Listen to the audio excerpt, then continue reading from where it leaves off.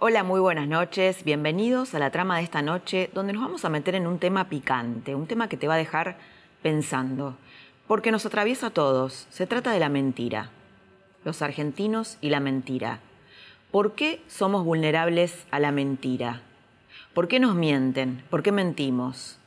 Y yo digo la palabra mentira y tal vez se nos viene a la cabeza, a mí por lo menos lo conecto con los 12 años de relato kirchnerista, en donde el discurso público estuvo plagado de falsedades tales como la Argentina tiene menos pobres que Alemania, diversas mentiras vinculadas a la supuesta industrialización de la Argentina, el genocidio de las cifras del INDEC, nos quedamos sin estadísticas, por mencionar solo algunos eventos que todos recordamos y que hicieron a esta construcción de la falsedad, que fue votada además 3 veces, por lo menos 2, en el caso de Cristina Kirchner.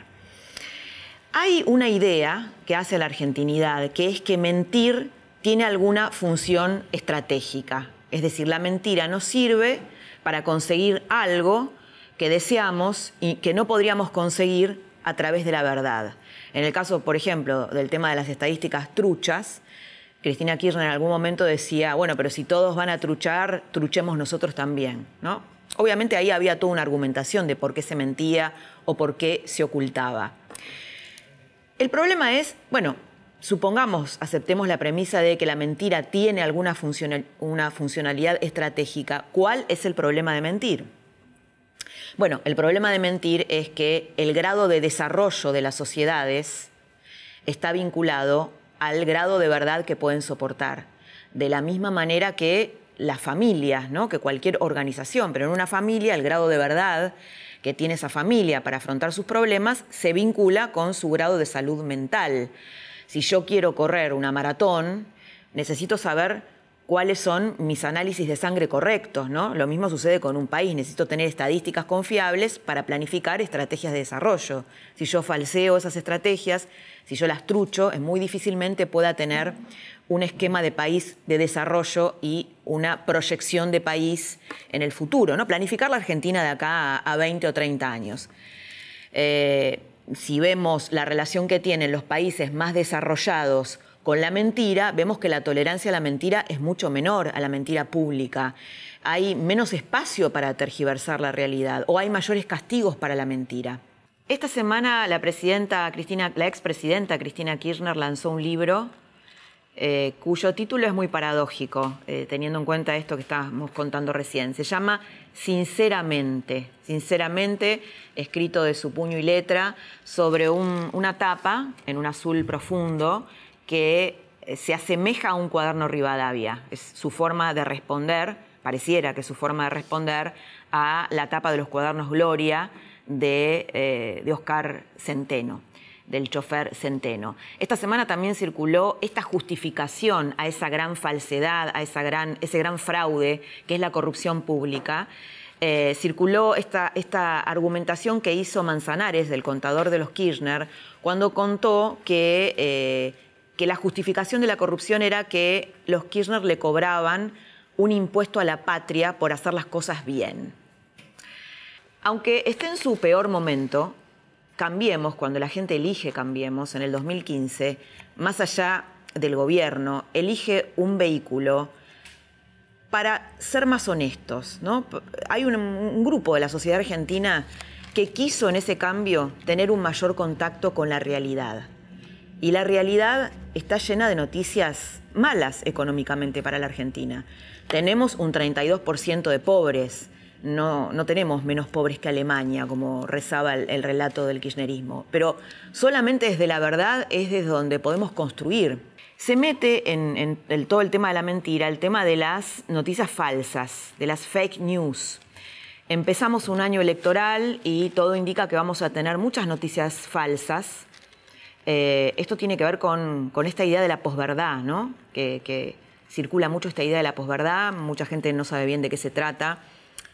Es la idea de que en realidad la gente tiende a creer en lo que le resulta verosímil y no en hechos objetivos, es decir, en aquello que cree previamente. Por ejemplo, esta semana hubo una fake news vinculada a María Eugenia Vidal, en donde se mostraba el helicóptero oficial, el helicóptero que usa la gobernadora para moverse. Y ahí había una noticia propagada por el kirchnerismo que decía que una de las hijas de la gobernadora Vidal había usado ese helicóptero para ir a un recital con su novio. Bueno, esta noticia era falsa. Obviamente, del lado de la grieta acá hubo predisposición en creer en esa fake news.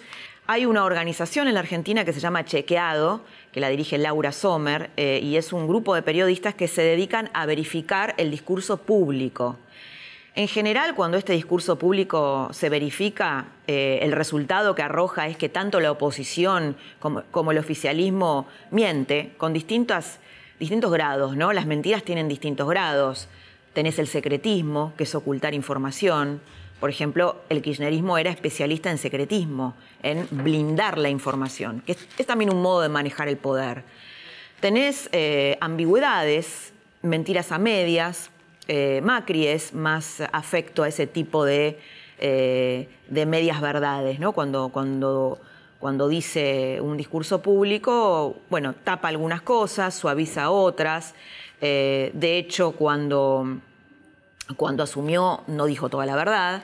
En realidad no dijo la verdad, ocultó la verdad. Es decir, hay distintos tipos de falsear la realidad. Diana Cohen Agrest, la filósofa Diana Cohen Agrest, dice que el perverso tergiversa la realidad y que el psicótico la niega.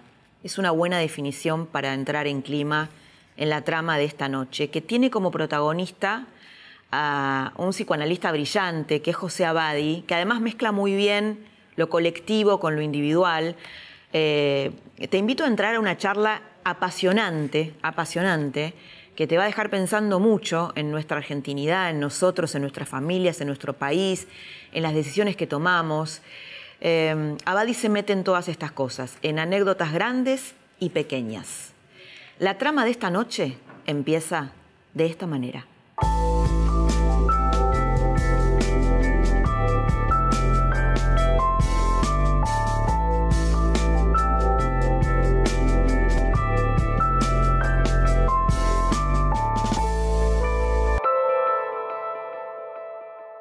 José, muy bienvenido esta noche a La Trama. Bienvenido, un gusto que estés acá. Gracias, Laura. Bueno, y además me parece que sos la persona indicada para explorar este tema que es tan cotidiano entre nosotros en la política, pero a la vez que tiene tantos enigmas, ¿no? Estamos acá explorando el tema de la mentira. ¿Por qué la Argentina es vulnerable a la mentira? ¿Por qué nos quejamos de que nos mienten, de que nos defraudaron, nos ilusionamos? Este ciclo que es un poco como el económico, ¿no? Creemos, después nos defraudan, no, entre comillas nos defraudan, volvemos a creer, entramos en una meseta. ¿Hay una adicción a la mentira en la Argentina? Claro, qué buena. Yo creo que son varias cosas, Laura, ¿no?, que planteas acá. La primera tal vez... Te dije un montón de cosas en la pregunta. Sí, pero está bien. La primera no es solamente la política la que tiene esta afición deportiva que después se transforma casi en adicción por la mentira, ¿no? Creo que es una sociedad donde de algún modo se ha naturalizado la mentira y se la ha convertido en un protagonista de nuestra cotidianeidad, lo cual es delicado y es peligroso, ¿no? No es solamente un área, un ámbito, sino que la política como expresión pública obviamente hace más evidente la presencia de la mentira, ¿no? Pero hay que tener cuidado con lo que yo te decía hace un segundo, que es la naturalización de la mentira, que es lo que aparece de un modo más nítido en la política, pero también en nuestra sociedad, que es, bueno, forma parte de lo que tiene que ser, es inevitable al ser humano, está inherente a las condiciones de relación.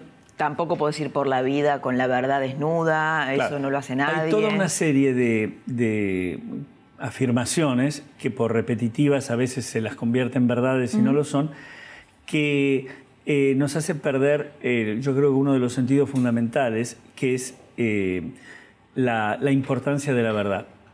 Después vemos si qué tipo de mentiras hay, las mentiras piadosas, las mentiras necesarias, las mentiras que tratan de proteger al otro de una verdad que podría destruirlo. En fin, podemos ver varias y vemos si se trata de la misma mentira que lo otro que llamamos mentira, que es ese contenido falso y ajeno y diferente y opuesto a lo que pensamos, decimos o hacemos, ¿no? Sí, y si la omisión es una versión de la mentira o es otra cosa, ¿no? Es una versión, el ocultamiento de la mentira, con una cierta diferencia, pero con la mentira explícita, que es la que se enuncia.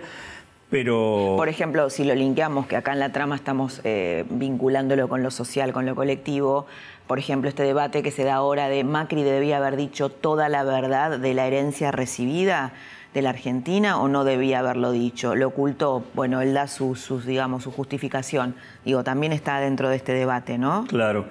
Por eso digo que, y ahí entras con algo fundamental, que es la importancia que le damos o no le damos a la verdad, que yo creo que la tiene, porque la verdad es lo que está más ligado a la posibilidad de confiar. Confiar tiene que ver con poder organizar lazos que nos conviertan en un grupo. Un grupo donde existe confianza, hay lazos, hay grupos, hay estructura comunitaria, hay una posibilidad de armar un proyecto. Proyecto que es lanzarse hacia... Yo no me puedo organizar en un proyecto si la persona con quien estoy al lado no confío. Claro. Si no tengo un lazo que me hace pensar que hay una norma, que la ley como entidad suprapersonal no está por arriba nuestro, de algún modo limitando y habilitando nuestro comportamiento. Entonces... y sin proyecto ya sabemos lo que pasa, la Argentina. Sí, la improvisación, sin proyecto la improvisación. Improvisación, apología del verbo zafar, la presencia de lo urgente y no lo importante, yo diría como la pobreza en términos de crecimiento, imaginación y desarrollo, ¿no? Creer que la improvisación es el arte de poder hacer sin necesidad de esfuerzo, estudio y trabajo, es una tontería. La improvisación son buenas situaciones de ejercicio y rescate de lo intuitivo dentro de un panorama más grande donde la clave está en justamente en el esfuerzo. Y la verdad es importantísimo porque la verdad nos permite además ponernos un puente que nos vincula de otro modo. La verdad está ligada al amor también. La verdad tiene que ver con cuidarnos y cuidarnos tiene que ver con querernos. Es decir... ¿Cómo ligás la verdad al amor y a la salud mental? Bueno, la mentira que crea la desconfianza, como estaría, digamos, como opuesto a la confianza, la desconfianza nos crea una inseguridad, un sentimiento, Laura, de soledad. Una versión, si vos querés, de distinto tenor, pero persecutoria frente a la vida, al entorno y al otro. Hay que vivir con una tensión persecutoria donde el otro es un potencial enemigo, donde la desconfianza me lleva a un aislamiento. Este aislamiento me pone en una soledad que me deprime, me angustia, me crea los famosos y tan repetidos hoy cuadros panicosos. Sí, sí. Sí, de que el otro siempre está, uno siempre te tiene que proteger de que no te engañen, ¿no? Estás en un trabajo, que no te hagan una zancadilla. Mirá lo que estamos diciendo, claro, ¿no? Sí. Y engaño, para diferencia de mentira, o sea, es que hay una diferencia entre la mentira y el engaño. La mentira tiene que ver con el contenido de lo que se dice, que es distinto a lo que se piensa, se cree o se hace. El engaño es la utilización de la mentira. El engaño es intencionalidad de esa mentira para perjudicar al otro. Por eso el engaño tiene que ver tanto con la tensión persecutoria que decíamos recién. La verdad tiene que ver con el registro del otro en su condición de semejante y a quien hay que cuidar. Cuando vos cuidás a otro, te cuidás vos. Vos sabés, en los estudios etológicos, cuando hubo la posibilidad de que unas versiones de chimpancé pasaron del nomadismo a residir en un mismo espacio, a afincarse, sí. Cuando empezaron a cuidar al otro. Uno dice, ¿cómo? ¿Cuidar al otro les dio la posibilidad de estar seguros? Sí, se empieza por cuidar al otro. Bueno, vos planteás en un artículo, ¿no? Esto de la imposibilidad de los argentinos de considerar al otro, un semejante. Lo ves en la calle manejando, por ejemplo, ¿no? Pareciera que el otro no es un semejante. Tenés que derrotar en la calle al otro para llegar 2 segundos antes a un semáforo, algo así. Exactamente. La idea de que un semejante, que bueno, eso decir, que el otro sea un semejante quiere decir que el otro es una totalidad incompleta como nosotros. Todos somos imperfectos y completos, gracias a Dios, ¿no? Sí, sí. Que es el único perfecto, por eso no se lo ama, sino que se lo venera. Solamente podemos amarnos los imperfectos. Entonces, desde un lugar de totalidad incompleta, cuando hay ese otro, podemos vincularnos con un orden de verdad y de proyecto.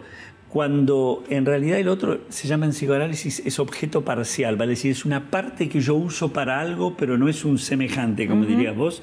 Ahí no podemos establecer ese vínculo ligado al proyecto, a la verdad. Claro, es un instrumento el otro, es un ¿no? instrumento. En palabras de Bar diríamos, somos descartables. Te uso, y en la política lo vemos en la Argentina de un modo abrumador, claro. ¿no? Uso y tiro, viene bien para esto, digo, y también por eso tiene que ver la afición por el panquequismo, ¿viste? Exacto, Uno es una cosa una temporada, la otra elección el otro, hoy digo... Bueno, todo eso, ¿a qué atenta? A la posibilidad de creer. Perdón, no voy a decir solamente de creer, de confiar. De confiar. De estimar que lo que el otro me dice porque me considera un semejante es la verdad. Y entonces nos movemos con algo buenísimo que dijiste antes, que no me lo quiero perder, ahora me hiciste acordar, yo te dije que es la ilusión. Dijiste la ilusión vos en un momento. Sí. La ilusión... Porque hoy lo que notás es desilusión, ¿no? Yo recién venía acá al canal y quien me traía, la persona que manejaba me dice algo que dice mucha gente, que es, este hombre me desilusionó. Yo volví a creer y me desilusionó. Claro. Hablando de Macri, ¿no? Sí. Yo, cuando se habla de hombre desilusión, hoy ya tiene apellido. Lo que es la Argentina. Sí, claro. ¿Cómo se llama? Es cierto, sí. Una de las primeras cosas que yo le diría, y me diría cuando pasa esto, si caigo en eso, es... Y me desilusioné porque me ilusioné. Trata de correr la ilusión de tu vida. No sirve para nada. Es pensamiento mágico, es varita mágica.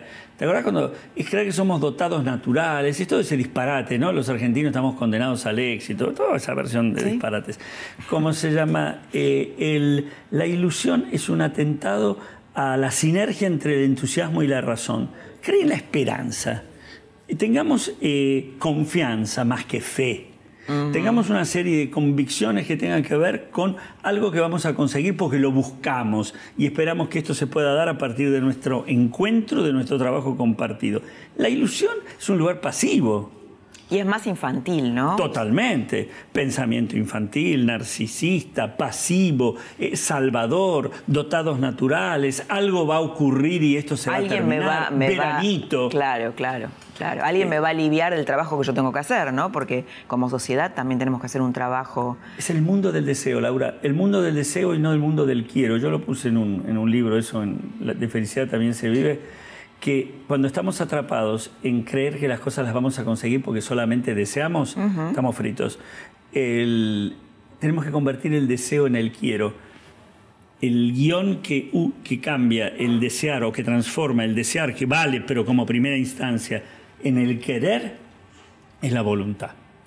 Si transformamos el deseo en el quiero, dejo de estar en manos de la ilusión para convertirme en un proyecto de esperanza. Interesante lo que Hago decís. para lograrlo.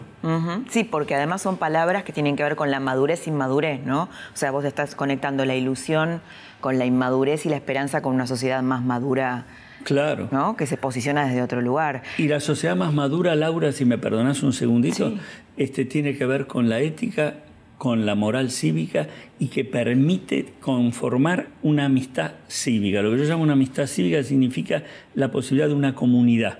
Eso es lo que vos llamás confiar, estructura de lazos, y aparte la gente cree que la ética o la moral en términos de individual y grupal es como un ejercicio de valores pero perdidoso en términos de beneficio. Exacto.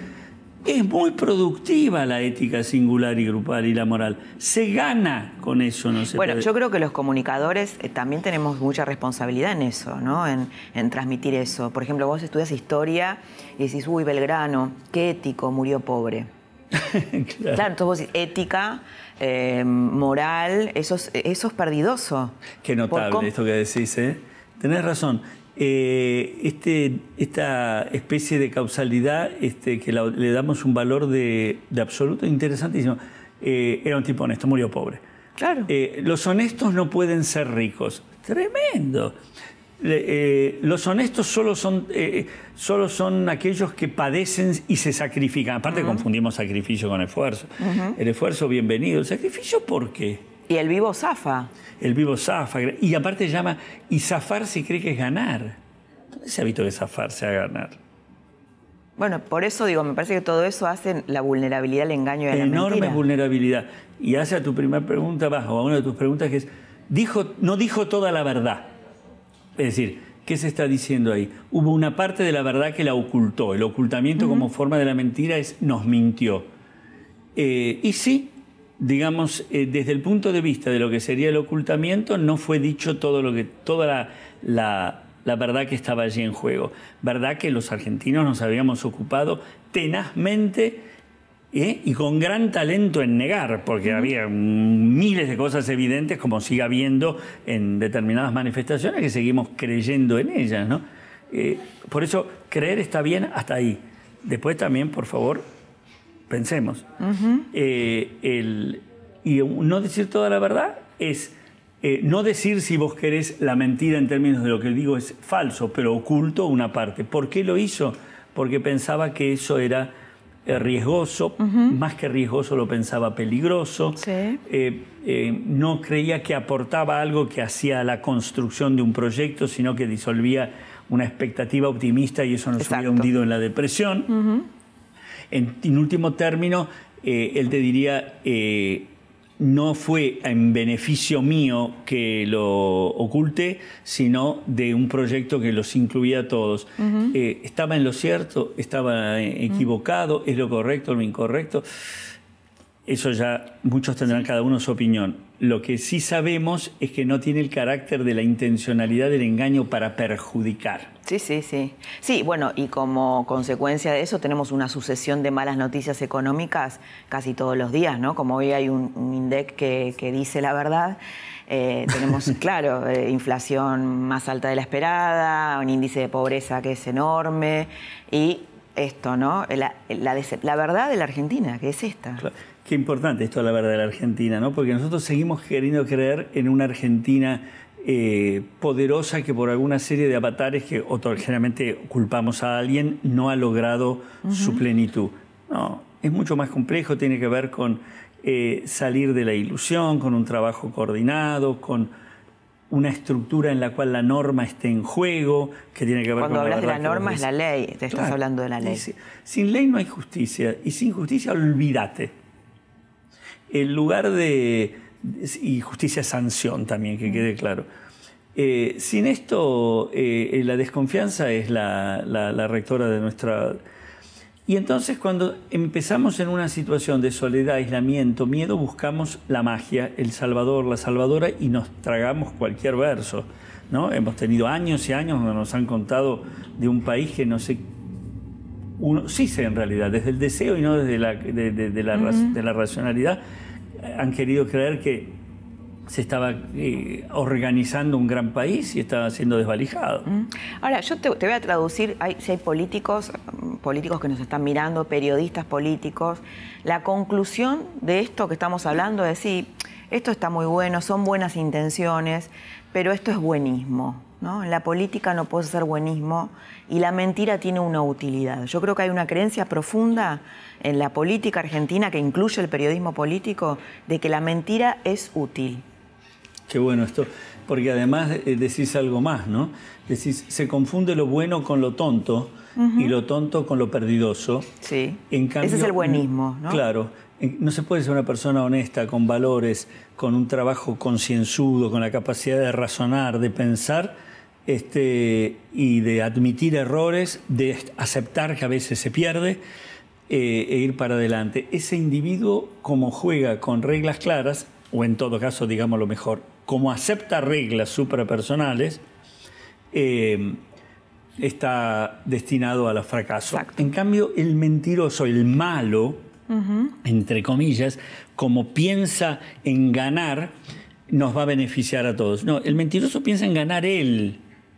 El mentiroso, en la medida que no hay valores, el mentiroso crónico, estamos hablando del mentiroso, aquel que tiene la intención de mentir para perjudicar al otro, y es no aquel que desde lo humano es falible y en determinadas circunstancias se puede tener que apelar a algo que uno puede no querer, sino el mentiroso como tipo de conducta, como edad de conducta, es aquel que nos va a beneficiar. El mentiroso crónico lo que busca es su propio beneficio, no el del grupo. Y no es cierto que es más inteligente porque es mentiroso. Es tramposo, que es otra cosa. Por eso duran poco también. Que puedan ir teniendo descendencia es otra cosa. Que se regeneren, ¿no? Y debemos que se multipliquen. Claro. Pero, pero porque lo que se multiplica son estas creencias. Claro. Creencias, claro. Esa palabra, ¿no? Es decir, que escapan a la razón. Son todas, yo creo, afirmaciones que por su insistencia termina la gente creyendo que son verdad. Son mentiras. Eso es una mentira. Creer que la mentira es útil. Claro, bueno, pero es que esto yo creo que está muy forma parte del sentido común de la Argentina, ¿no? Esto. Que es distinto, repito, Laura, que en determinados momentos no haya que apelar a ocultar algo o a decir otra cosa, porque lo que está en juego son valores más vitales que se destruirían en caso de que uno lo diga. Si yo le digo a una persona que no está en condiciones de poder escuchar algo respecto de ella, una enfermedad o lo que sea, y con eso la derrumbo, bueno, hay un valor que es el cuidado del otro, la intencionalidad no es perjudicar, sino beneficiar, en fin.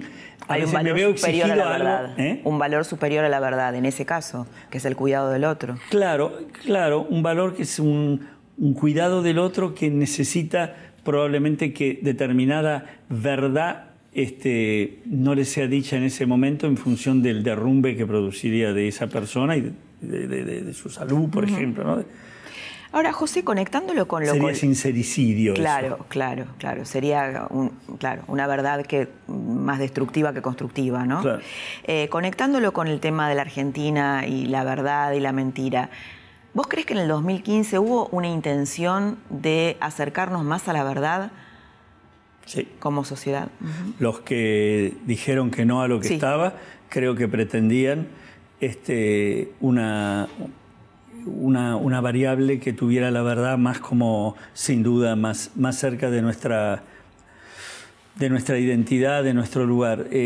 Después eso tenía que convertirse, naturalmente, en el ejercicio de un trabajo coherente, de capacidad, de equipo, de permeabilidad, de aceptar errores y transformarlos. Requiere toda una preparación, capacitación y un ejercicio cotidiano de poner en práctica esto, pero que como intento hubo en la aspiración a otro grupo de gobierno, otro grupo político, estaba un cierto agotamiento de lo que se sentía que era como una intoxicación de la mentira, sí, ¿no? Y una cosa muy opresiva de la mentira, ¿no? Después nos desviamos un poco, me parece, pero te había hecho una pregunta de la conexión entre la verdad y el amor. Ah, cierto. Y la verdad y la salud mental. Sí. Tenés razón, habíamos empezado en... ¿Cuál es la utilidad? Estás con un psicoanalista, no puedes salir de la asociación libre. Además yo también me voy te empiezo a abrir puertas y uno se va... Es que hay muchos temas ligados a esto que estamos hablando, a la mentira. Claro. Yo te decía que cuando lo contrario, había empezado a definirlo por lo opuesto, cuando la mentira forma parte del diálogo, del vínculo, la desconfianza se convierte en... la que lleva a la tensión persecutoria, soledad, aislamiento, eso es enfermedad. Claro. La verdad es el amor. La verdad tiene que ver, en la medida que la verdad también es, no me apropio de algo, no digo la verdad porque eso es utilitario, sino que la verdad tiene que ver con la franqueza, con la autenticidad. Foucault hablaba del franc-parlant, era el hablar francamente. Y la franqueza es importantísimo. Y la franqueza es un acto generoso también. Es abierto, me expongo, pero doy.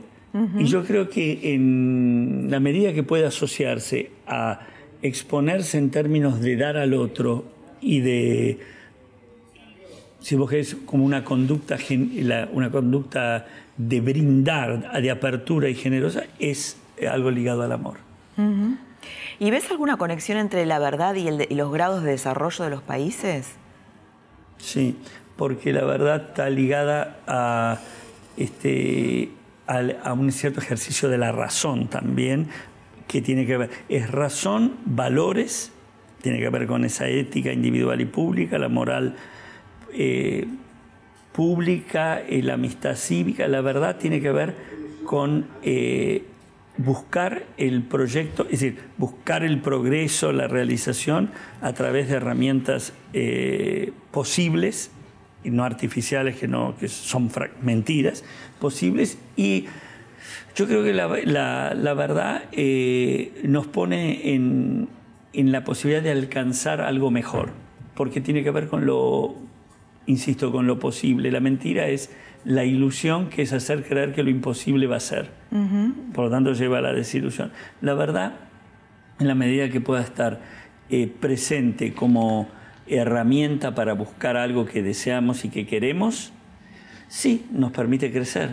Obviamente, porque nos saca de la trampa de la mentira. Pero la mentira es una gran trampa. Sí, bueno, uno por ahí se sorprende cuando tenés la posibilidad de viajar y pagás con tu tarjeta de crédito, que no te pidan un documento para constatar si la tarjeta no es trucha, ¿no? O en cosas más banales, si querés. El otro día yo escuchaba a una mujer que decía, en estas aplicaciones de citas, parece que es distinto de lo que estamos hablando, pero tiene que ver. La gente no miente como se miente acá, en la edad, en lo que haces, ¿no? Yo digo, es un ejemplo que parece banal, pero que habla de una sociedad. Cuando vos te querés vincular con otro a través de estas aplicaciones en los teléfonos. Qué bueno, ¿no? Porque en realidad estamos deslizándonos también a la idea de que a veces quedamos como tan atrapados en la mentira que le decimos al otro que terminamos en el autoengaño. Claro. Y ahí tenés otra edad, otra ocupación, te venden como otra cosa. Ya ahí lográs confundirte en la edad que tenés seria la persona que vive mintiendo. En realidad ahí quedas alienado, ¿no? Pero eso es muy común acá, es muy común. Y hablábamos antes del... Que tiene que ver mucho, ¿sabés con qué? Con creer que hay que construir una imagen que tenga que ver con una apariencia que me dijeron que es la que hay que ser para lograr tener valoración y amor del otro. Entonces renuncio a quien soy para hacer lo que no soy, creyendo que así me van a querer. Te imaginas que el resultado se cae.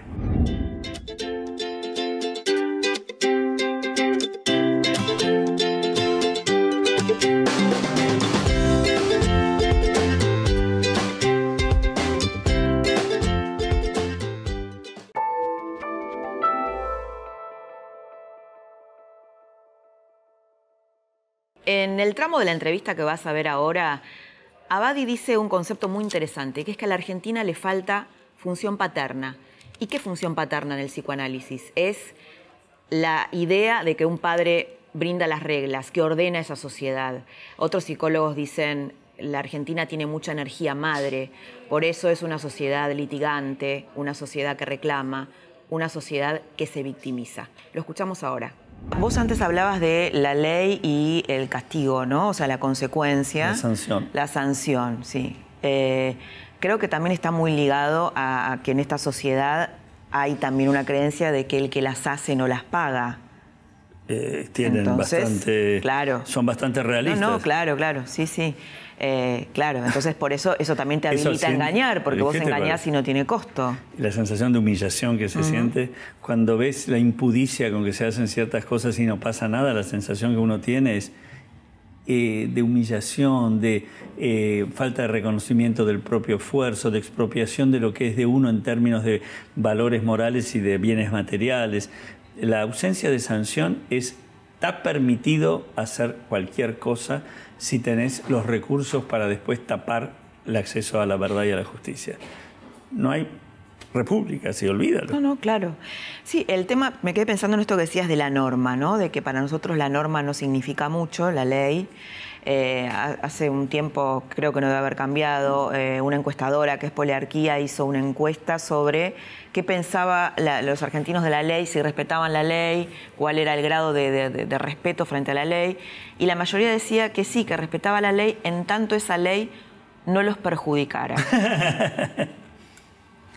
Yo digo, buenísimo. Eso es una radiografía de la corrupción, porque ¿qué hace el corrupto? Bueno, salto la ley porque como me perjudica... Genial. Y aparte te das cuenta cómo es la personalización total de la noción de la ley. La ley es suprapersonal, no es personal. Es como, ahí no se puede estacionar, pero bueno, son 5 minutos. ¿Qué les puede molestar que yo estacione? ¿No? Es el narcisismo. No. La norma, aparte es interesante, porque la norma es la internalización de la prohibición. Quiero decir, primero hay una prohibición. Si haces esto, tenés un castigo.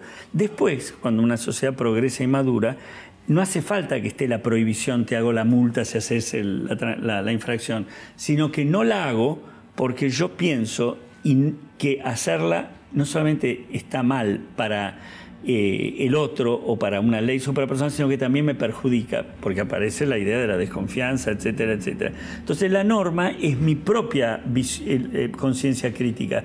Cuando hay esto, la norma permite la confianza entre nosotros. Cuando solo nos movemos en términos de prohibición, es simplemente cuidarnos de que no nos haga la infracción el tercero que está afuera. Y en un lugar donde además el tercero que está afuera es pasible de ser corrompible, ¿no? Como un niño, ¿no? No hay norma. Lo interesante es que si en un semáforo, por ejemplo, luz roja, 12 de la noche, fila de 4 o 5 coches, hay una cierta inquietud. Uno de ellos dice, ¿cómo tarda este semáforo? El semáforo tarda lo de siempre, pero no hay nadie que pasa. ¿Hay cana? No hay nadie. No sé, boom, y me va. Los coches de al lado, uno va a decir, qué increíble, este tipo pasó con luz roja, ¿no? Qué vivo que es, ¿no? Uno va a decir qué vivo, otro, che, qué guacho, qué cosa. Otro, pero ninguno va a salir del coche diciendo, alarmado de que un marciano entró en la ciudad.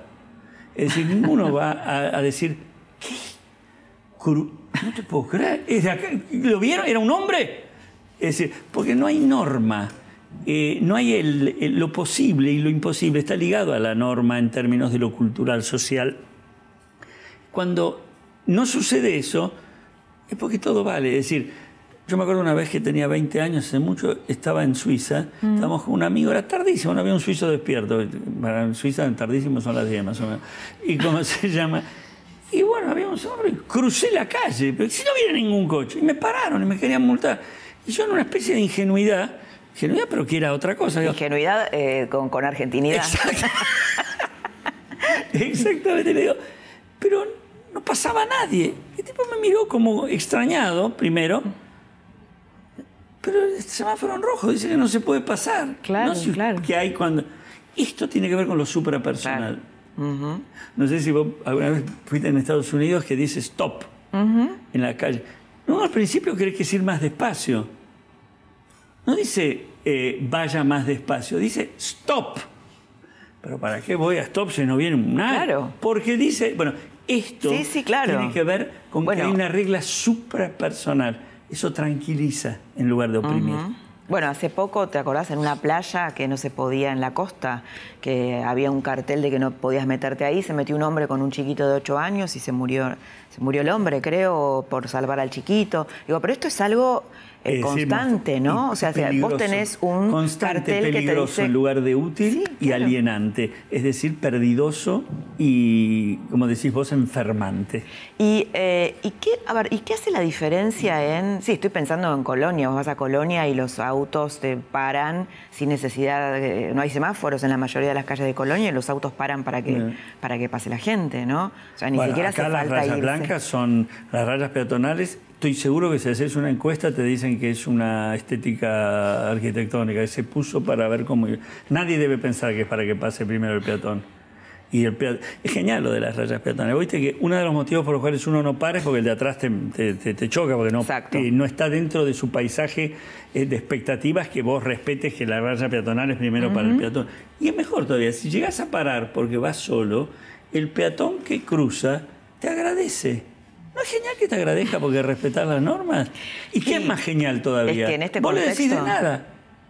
Sí, es cierto. Claro. No, y te sentís un poco mejor. Te sentís un ciudadano más. Claro, y yo qué tipo maravilloso que soy. Dije, cumplí con la... ¡Qué locura! Ahora, ¿qué hace que nosotros no tengamos internalizados esas normas que vos vinculás con el tema nuestro de esta noche, que es la mentira?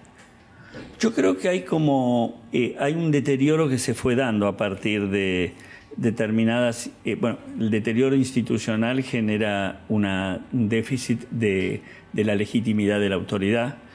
Es decir, se va deteriorando la jerarquía de valores, se van ensayando sin sanción transgresiones, entonces esto va creciendo. Yo creo que en algún lugar, pensé en algún momento, lo escribí en un libro, acá falta lo que se llama la función paterna en psicoanálisis, que quiere decir un lugar de, no de autoritarismo, sino de autoridad, que tiene que ver con la transmisión de una serie de reglas que uno cumple también y que brinda un determinado respaldo y saca a la vez de una cosa infantil y narcisista. La función paterna te saca del juego a lo que quiero como un nene, te instala en un lugar de verdad, te respalda para el ejercicio del crecimiento, pero también no pretende ser dueño de esa verdad, sino un representante que te la transmite y la obedece. Es una función ordenadora. Sí, absolutamente. Sí. Como pasa en la familia, y acá la fractura de las instituciones,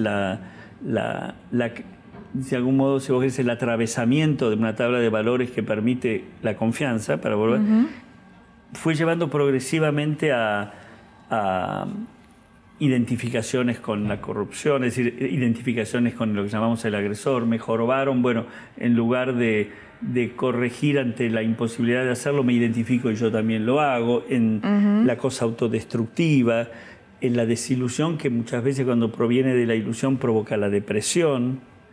Yo creo que ahí hay que vivirlo no como que un día pasó, sino que fue un desarrollo culturalmente uno se empobrece enormemente, el conocimiento queda simplemente para el discurso y no para una verdad, y ahí estamos en condiciones muy delicadas, ¿no?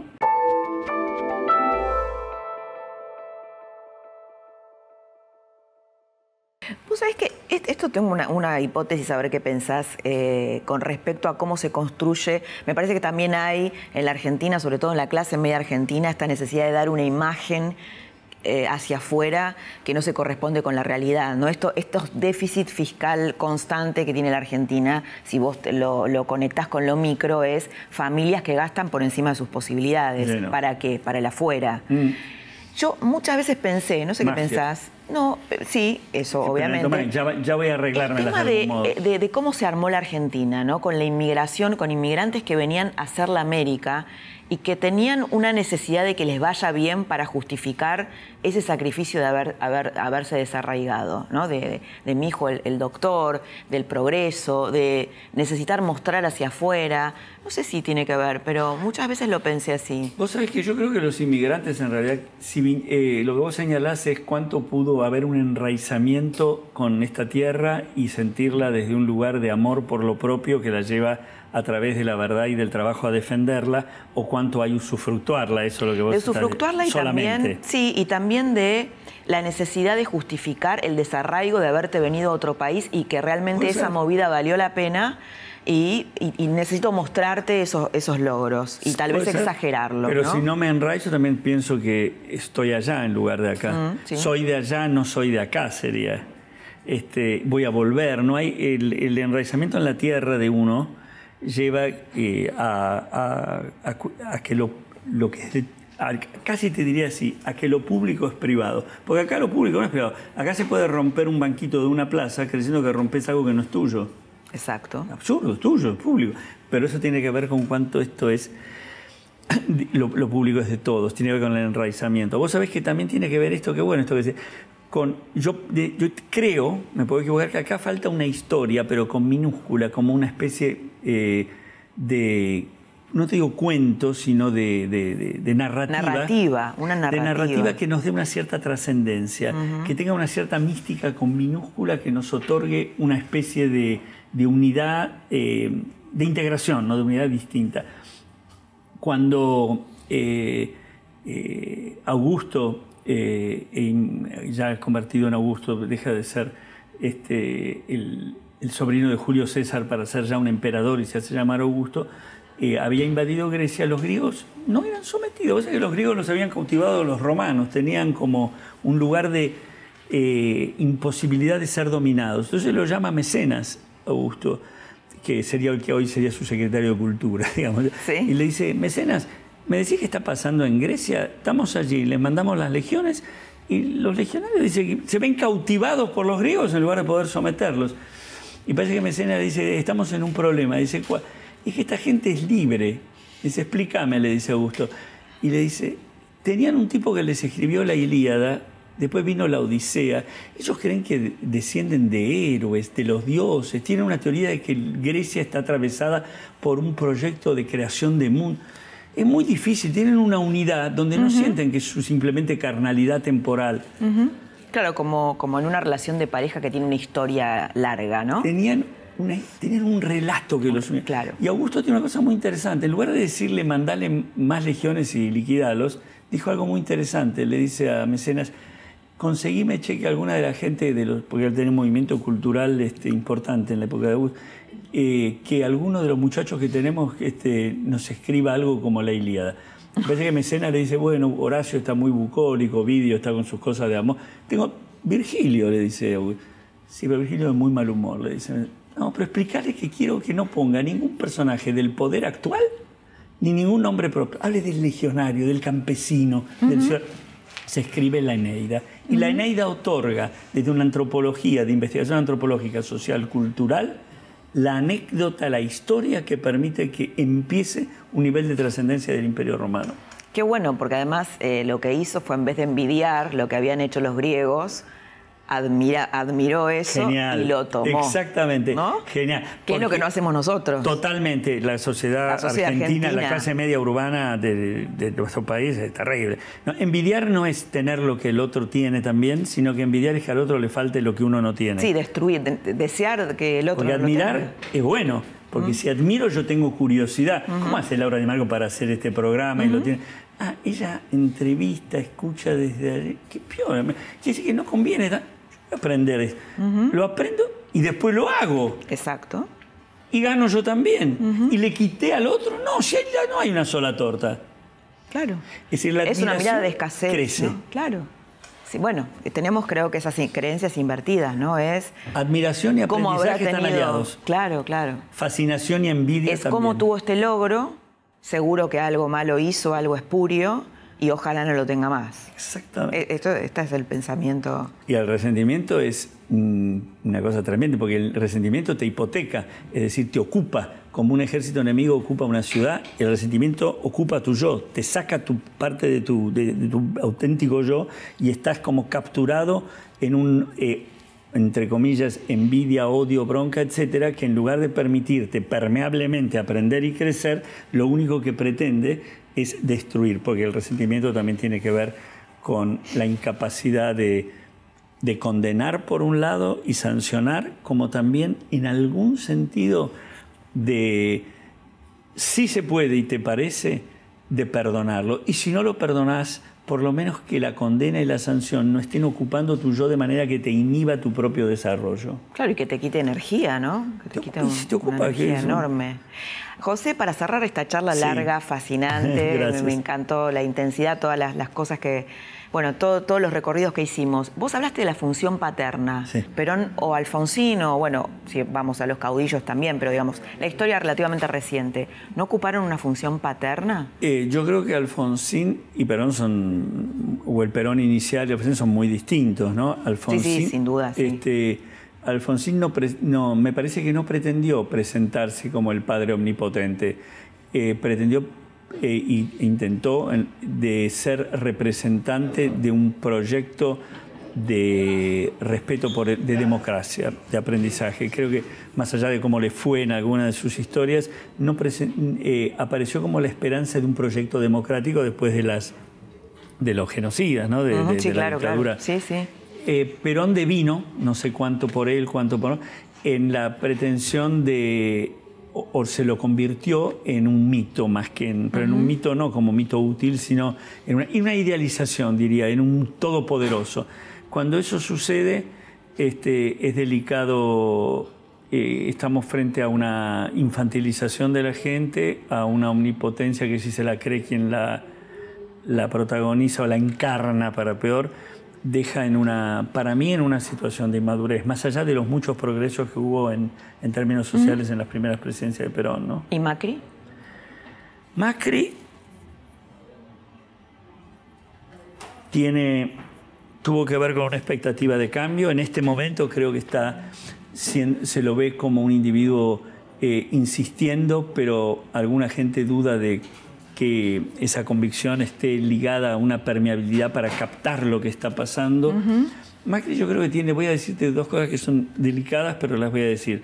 Más allá de que puede ser, no lo conozco como persona en términos profundos como para decirlo esto o no, creo que está intentando llevar adelante un proyecto en el cual él cree. Él piensa que esto es lo que va a transformar la Argentina en la Argentina post, digamos, como cambio. Pero tiene un problema en la comunicación importante desde lo psicológico, te diría. Sí. La forma como lo comunica, que tendrá que ver con su estructura caracterológico, lo hace aparecer muy como eventualmente encerrado en su convicción o diciendo, pero no escuchando lo suficiente. No empático. ¿No empático? No empático. No hay la vivencia de la gente que está escuchando. Y el escuchar, ¿con qué en un momento de crisis es fundamental? Con la compasión. ¿Con el poder ponerse en el lugar del otro? La empatía, que es ponerse en el lugar del otro sin invadirlo ni ocuparlo. Vos sos vos, yo soy yo. La empatía es que me puedo identificar en el lugar. Bueno, está muy ligado a la compasión. A veces vos no pretendés, o yo no pretendo, si estamos en una situación de carencia, que me salves en 2 minutos. Pero más allá de la idoneidad de un método o de un proyecto o de lo que sea, algo de lo que lo hace más viable al esfuerzo, en este caso de la Argentina sí, al sacrificio también, parcial porque sería para algo mejor si fuera correcto el camino, pero necesitas de la compasión. ¿Qué quiere decir? Esa humanización que me permite a mí vivir junto con vos, sin ser vos, el transitar por este esfuerzo. Ahí Macri lo veo como que no ha logrado todavía dar a entender que sí escucha y que sí es compasivo, sí lo es, y aparece... Tal vez escucha y no es compasivo, ¿no? O le cuesta no lo sé, empatizar. pero la gente, mi percepción, si me preguntaran a mí, si me llama Mauricio, me dice cómo se llama, ¿dónde hay un punto que yo digo, vos escuchás? Sí, bueno, hacelo saber. El lamento que decís que tenés, ¿cómo hago para que haya una transmisión no solamente de... No, yo me doy cuenta, sino una transmisión afectiva, digamos, de este estar en el otro que se llama la compasión. ¿Y Cristina Kirchner qué significó? Tuvo distintos tiempos, ¿no? Fue primero la mujer de Néstor. Sí. Me refiero más a los últimos años. Los últimos años aparecía, creo que fue como depositaria de creencias, ¿no? De creencias, más de como si fueran formas políticas de la fe, del deseo de que sea verdad lo que dice, más que verificar más si es así o no. A la religión, a creencias más religiosas, ¿no? A la idolización. Más que la religión tiene un nivel de espiritualidad más maduro. Yo diría la idolización. Y la idolización nos lleva a querer que lo que deseamos sea en lugar de verificar si es realmente o no. Creo que a una cierta inmadurez que lleva inevitablemente a que cuando se frustra, o a la tristeza, o en su búsqueda de salir de la tristeza, a la violencia. José, muchas gracias por haber estado. Muchísimas gracias a vos, Laura. Me gustó mucho esto. A mí también. Una de las ideas más interesantes de esta larga charla que tuvimos con Abadi, que fue abriendo puertas y nos fuimos metiendo en temas y más temas, es cuando él dice el hecho de que el otro es descartable y que por eso lo podemos mentir y engañar, es la falta de una historia compartida, la falta de un enraizamiento que nos haga sentir que lo público también es nuestro. Este pueblo inmaduro del cual habla Abadi, que se fascina con la mentira y que se fascina también con ciertos objetos que cree que no puede obtener, por eso surge el resentimiento. Bueno, este es el pueblo que termina fabricando ídolos. El caso del populismo es un ejemplo bien claro. El caso de Perón, de Cristina Kirchner, y que finalmente termina generándonos un círculo de mentira, desilusión, decepción y finalmente un ciclo que empieza de nuevo. Abadi dice, a esta sociedad le falta una narrativa con minúsculas, una historia compartida que nos haga sentir que lo público también es nuestro. Te espero la próxima semana para seguir metiéndonos en temas que nos hagan pensar la Argentina. Buenas noches.